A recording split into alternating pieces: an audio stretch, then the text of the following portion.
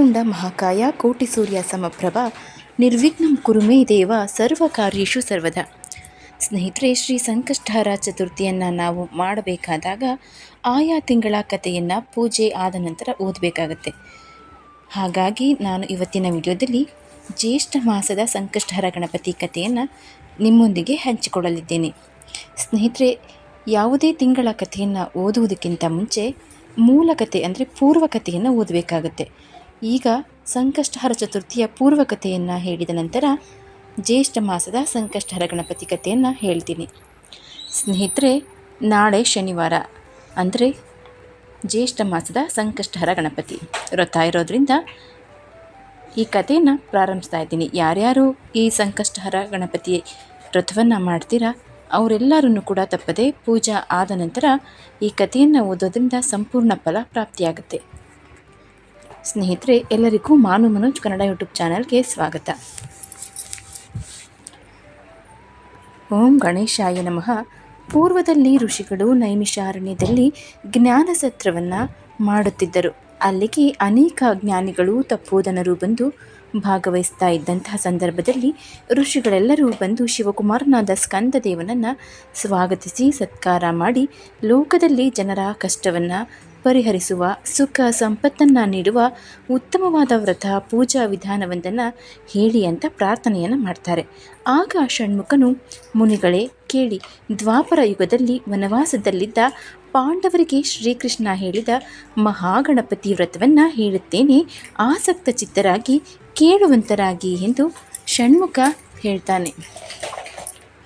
ಪುಣ್ಯ ಪುರುಷನು ದಯಾಮಯನೂ ಆದ ಶ್ರೀಕೃಷ್ಣ ಪರಮಾತ್ಮನು ಪಾಂಡವ ಯೋಗಕ್ಷೇಮವನ್ನು ಅರಿಯಲು ಅರಣ್ಯಕ್ಕೆ ಬಂದಾಗ ಪಾಂಡವರು ಅವರನ್ನು ಸತ್ಕರಿಸಿ ಅರ್ಘ್ಯ ಪಾದ್ಯಾಚಮನಾದಿಗಳನ್ನು ಕೊಟ್ಟು ಉಪಚಾರವನ್ನು ಮಾಡಿ, ಸ್ವಾಮಿ, ಭಕ್ತಜನೋದ್ಧಾರಣೆ, ನಮ್ಮ ವನವಾಸದ ಸ್ಥಿತಿಯಿಂದ ವಿಮುಕ್ತಿಯನ್ನು ಕೊಡುವಂತಹ ಮನಃಶಾಂತಿಯನ್ನು ಕೊಡುವಂತಹ ವ್ರತ ಪೂಜೆ ಏನಾದರೂ ಇದ್ದರೆ ಹೇಳಿ ನಮ್ಮಿಂದ ಆ ವ್ರತಾದಿಗಳನ್ನು ಮಾಡಿಸು ತಂದೆ ಅಂತ ಪ್ರಾರ್ಥನೆಯನ್ನು ಮಾಡ್ತಾರೆ.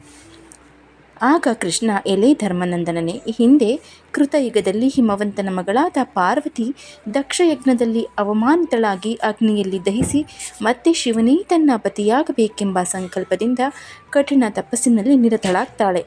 ಆಗ ತಾನು ಹಿಂದಿನ ಜನ್ಮದಲ್ಲಿ ಸೃಜಿಸಿದ ಗಣಪತಿಯನ್ನು ಸ್ಮರಿಸ್ತಾಳೆ. ಕೂಡಲೇ ಗಣಪತಿ ಪಾರ್ವತಿಯ ಮುಂದೆ ಪ್ರತ್ಯಕ್ಷನಾಗಿ ಕೇಳ್ತಾನೆ, ಏನಾಗಬೇಕು ತಾಯಿ ಎಂದು. ಆಗ ಪಾರ್ವತಿ, ಎಲೆ ಗಣಪತಿಯೇ, ನಾನು ಕೈಲಾಸಪತಿಯೂ ಪಶುಪತಿಯೂ ಆದ ಸದಾಶಿವನನ್ನೇ ನನ್ನ ಪತಿಯಾಗಬೇಕೆಂಬ ಸಂಕಲ್ಪದಿಂದ ತಪಸ್ಸನ್ನು ಆಚರಿಸ್ತಾ ಇದ್ದೇನೆ. ಆದರೆ ನನ್ನ ಆಸೆ ಈಡೇರುತ್ತಿಲ್ಲ. ನಾರದ ಮುನಿಗಳು ಹೇಳಿದರು, ಯಾವುದಾದರೊಂದು ಯೋಗ್ಯವಾದ ವ್ರತವನ್ನು ಆಚರಿಸಿದರೆ ನನ್ನ ಮನೋಕಾಮನೆ ಈಡೇರುತ್ತದೆ ಎಂದು.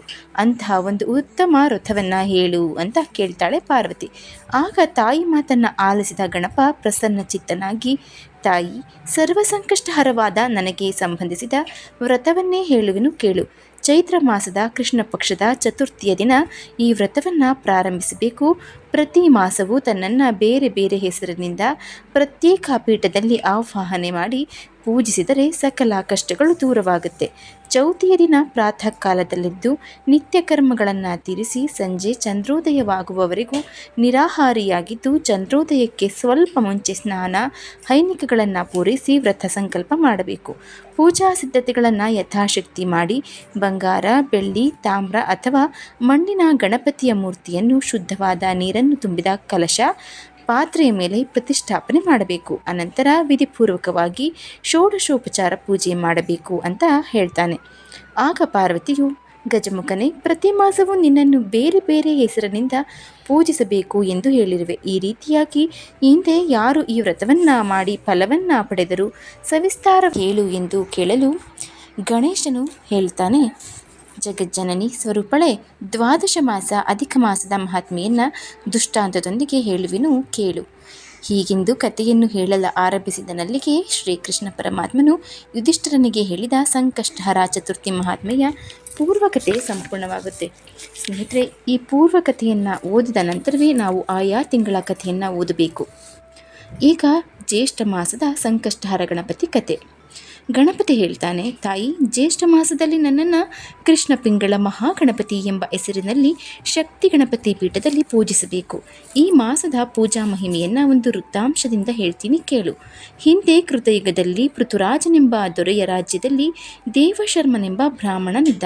ಅವನಿಗೆ ಒಂದು ಗಂಡು ಮಗು. ಕಾಲ ಕಳೆದಂತೆ ಆ ಮಗುವಿಗೆ ವಿವಾಹ ಕಾಲವು ಪ್ರಾಪ್ತವಾದಾಗ ಸುಲಲಿತೆ ಎಂಬ ಕನ್ನಿಕೆಯನ್ನು ತಂದು ಮದುವೆ ಮಾಡ್ತಾರೆ. ಸುಲಲಿತೆಯು ಮಹಾಗಣಪತಿಯ ಪರಮಭಕ್ತೆ, ಮಹಾಸಾಧ್ವಿ. ಅವಳು ತನ್ನ ತವರು ಮನೆಯಲ್ಲಿ ಪ್ರತಿ ಮಾಸವೂ ತಪ್ಪದೆ ಸಂಕಷ್ಟಹರ ಚತುರ್ಥಿ ವ್ರತವನ್ನು ಆಚರಿಸ್ತಾ ಇದ್ದಳು. ಅದೇ ಪದ್ಧತಿಯನ್ನು ಇಲ್ಲಿಯೂ ನೆರವೇರಿಸುವೆ ಎಂದು ಅತ್ತೆ ಮಾವ ಗಂಡನಲ್ಲಿ ಕೇಳಲು, ಸುಲಲಿತೆ, ನಮ್ಮಲ್ಲಿ ಯಾವ ರೀತಿಯಾದ ಕಷ್ಟವೂ ಇಲ್ಲ, ದಾರಿದ್ರ್ಯವೂ ಇಲ್ಲ. ಹೀಗಿರುವಾಗ ನೀನು ವ್ರತವನ್ನು ಆಚರಿಸುವುದು ಅನಾವಶ್ಯಕ ಎಂದು ಅವಳ ಅತ್ತೆ ಹೇಳ್ತಾಳೆ. ಹೀಗಿರಲು ಸುಲಲಿತೆಯ ಗರ್ಭಸಿರಿಯಲ್ಲಿ ಒಂದು ಗಂಡು ಮಗುವಿನ ಜನನವಾಗುತ್ತೆ. ಕಾಲ ಕಳೆದಂತೆ ಆ ಗಂಡು ಮಗುವು ಬೆಳೆದು ಮದುವೆಯ ವಯಸ್ಸಿಗೂ ಬಂದ. ಹಿರಿಯರು ಆತನ ವಿವಾಹಕ್ಕೆ ಏರ್ಪಾಡು ಮಾಡಿದರು.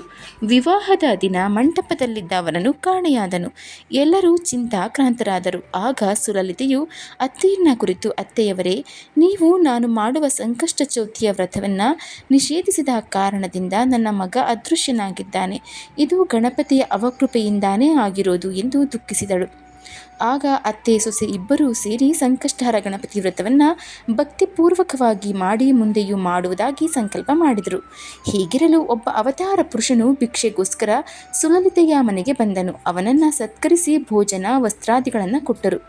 ಸಂತೃಪ್ತನಾದ ಆ ಪುರುಷನು, ನಾನು ನಿಮ್ಮ ಸತ್ಕಾರಕ್ಕೆ ಪ್ರಸನ್ನನಾದೆ, ನಿಮಗೆ ಬೇಕಾದ ವರವನ್ನು ಕೇಳಿ ಎನ್ನಲು, ಸುಲಲಿತೆಯು, ಮಹಾತ್ಮನೇ, ನೀವು ಸಂತುಷ್ಟರಾದಲ್ಲಿ ಕಳೆದು ಹೋದ ನನ್ನ ಮಗನನ್ನು ಕರುಣಿಸಿ ಎಂದಳು. ಅದಕ್ಕೆ ಅವನು, ನಿನ್ನ ಪುತ್ರ ಶೀಘ್ರದಲ್ಲಿ ನಿನ್ನನ್ನು ಸೇರುವನು ಎಂದು ಹೇಳಿದನು. ಈ ಘಟನೆ ನಡೆದ ಕೆಲವು ದಿನಗಳಲ್ಲಿಯೇ ಅವತಾರ ಪುರುಷನ ವಾಣಿಯಂತೆ ಕಾಣೆಯಾಗಿದ್ದ ಮದುಮಗನು ಪುನಃ ತನ್ನ ತಾಯಿಯ ಬಳಿ ಸೇರಿದನು. ಪುನಃ ಮದುವೆಯ ಮಂಟಪವನ್ನು ರಚಿಸಿ ಶಾಸ್ತ್ರೋಕ್ತವಾಗಿ ಮದುವೆ ಕಾರ್ಯ ಮಾಡಿದರು. ಆ ನಂತರ ಆ ಕನ್ಯೆಯು ಕೂಡ ತನ್ನ ಪತಿಯೊಂದಿಗೆ ಪ್ರತಿ ತಿಂಗಳಲ್ಲಿ ಸಂಕಷ್ಟಹರ ಚೌತಿ ವ್ರತವನ್ನು ಭಕ್ತಿಯಿಂದ ಕುಟುಂಬ ಸಮೇತರಾಗಿ ಪೂಜೆ ಮಾಡಿ ಸಂತೋಷದಿಂದ ಜೀವನ ನಡೆಸಿದರು ಎಂಬಲ್ಲಿಗೆ ಮಹಾಗಣಪತಿಯ ಜ್ಯೇಷ್ಠ ಮಾಸದ ಕಥಾ ಮಹಿಮೆ ಸಂಪೂರ್ಣವಾಯಿತು. ಸ್ನೇಹಿತರೆ, ಇದು ಜ್ಯೇಷ್ಠ ಮಾಸದ ಸಂಕಷ್ಟಹರ ಗಣಪತಿಯ ಕತೆ. ನೀವು ಯಾವುದೇ ಒಂದು ಸಂಕಷ್ಟಹರ ಗಣಪತಿ ಪೂಜೆಯನ್ನು ಮಾಡಬೇಕಾದ್ರೆ ಯಾವುದೇ ತಿಂಗಳಾದರೂ ಪರವಾಗಿಲ್ಲ, ಆಯಾ ತಿಂಗಳ ಕಥೆಯನ್ನು ಓದಿ ಮಾಡೋದ್ರಿಂದ ಸಂಪೂರ್ಣ ಫಲ ನಿಮ್ಮದಾಗುತ್ತೆ. ಗಣೇಶ ಎಲ್ಲರಿಗೂ ಆರೋಗ್ಯ, ಆಯಸ್ಸು, ಸುಖ, ಸಂತೋಷವನ್ನು ಕೊಟ್ಟು ಕಾಪಾಡಲಿ ಅಂತ ಕೇಳ್ಕೊತೀನಿ.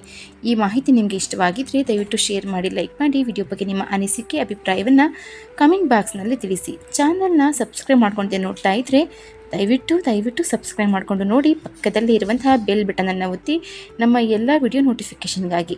ಮುಂದಿನ ವಿಡಿಯೋದಲ್ಲಿ ಸಿಗೋಣ. ಅಲ್ಲಿಯವರೆಗೂ ಧನ್ಯವಾದಗಳು.